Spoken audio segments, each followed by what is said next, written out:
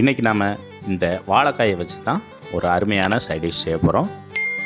அதுக்கு நான் ஒரு 5 வாழைக்காயை எடுத்திருக்கேன். சட்டுன்னு அவசரத்துக்கு எந்த காயும் இல்லாதப்ப இந்த வாழைக்காயை வச்சு எல்லாருக்கும் பிடிச்ச மாதிரியான ஒரு கூட்டு இப்போ நம்ம செய்யலாம். நான் உங்கள் கணேஷ், நீங்கள் பார்த்துட்ருக்குது டேஸ்ட் வித் அண்ணாச்சி. வாங்க எப்படி செய்யலான்னு பார்க்கலாம்.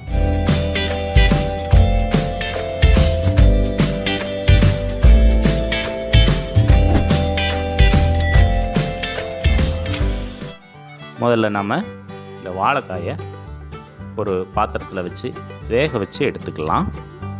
ஒரு 5லேருந்து 10 நிமிஷம் வரைக்கும் கொதிக்க வச்சு வேக வச்சு எடுத்துக்கலாம். பாருங்கள், நான் வேக வச்சு எடுத்துக்கிட்டேன். இதை இப்போ இந்த மேலே உள்ள தோலை நம்ம உரித்து எடுத்துடலாம். ரொம்பவும் வேக விடாதீங்க. ரொம்ப வேக விட்டாலும் அந்த காய் வந்து ரொம்ப குழைவாயிரும். நார்மலாக ஒரு 3/4 வேக்காடு வெந்தால் போதும். நான் இப்போது 3/4 வேக்காடு வேக வச்சு எடுத்துக்கிட்டேன். இதை நம்ம துருவி எடுத்துக்கலாம்.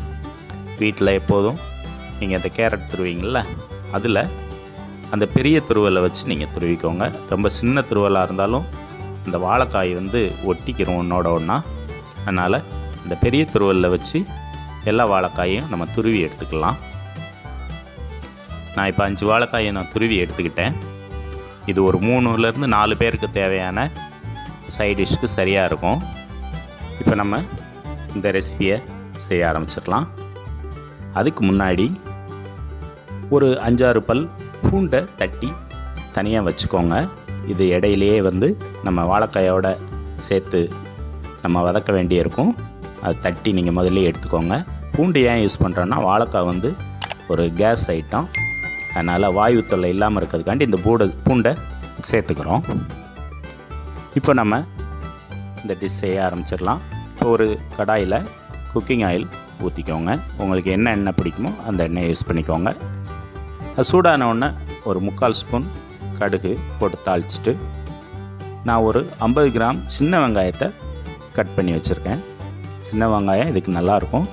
அதனால் சின்ன வெங்காயத்தை கட் பண்ணி லைட்டாக அதை ஃப்ரை பண்ணிவிட்டு, ஒரு 2 மிளகாயை சின்னதாக கட் பண்ணி வச்சுருக்கேன், அதையும் சேர்த்து மிக்ஸ் பண்ணி ஒரு 30 செகண்ட் வதக்கிக்கோங்க. இது கூடையே நம்ம தட்டி வச்ச பூண்டையும் சேர்த்துக்கோங்க. இந்த பூண்டு இதில் வதக்கும்போது அதில் ஒரு தனி வாசனை இருக்கும்.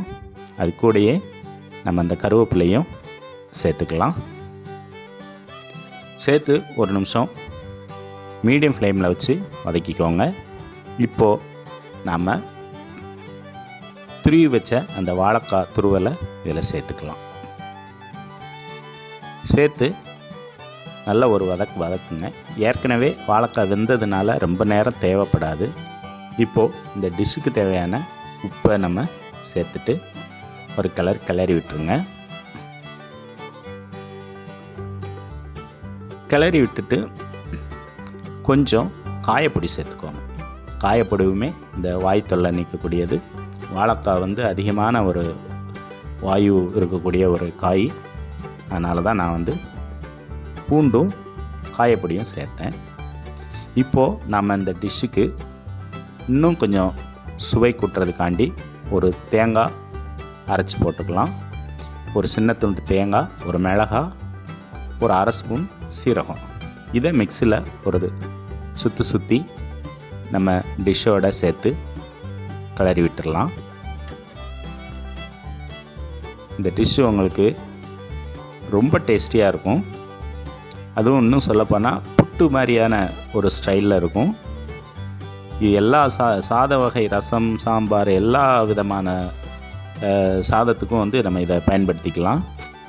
இப்போது இதை ஒரு நிமிஷம் நான் மூடி போட்டு வேக விட்டேன். ஏன்னா நம்ம போட்டிருக்கிற இந்த தேங்காய், சீரகம் அந்த ஸ்மெல் போகணுங்கிறதுக்காண்டி மூடி போட்டு வேக வச்சேன். இப்போ கிட்டத்தட்ட நம்மளுக்கு இந்த வாழைக்காய் டிஷ் ரெடி ஆயிடுச்சு. நீங்களும் செஞ்சு பார்த்து கமெண்ட் பண்ணுங்கள். இன்னொரு வீடியோவில் சந்திப்போம்.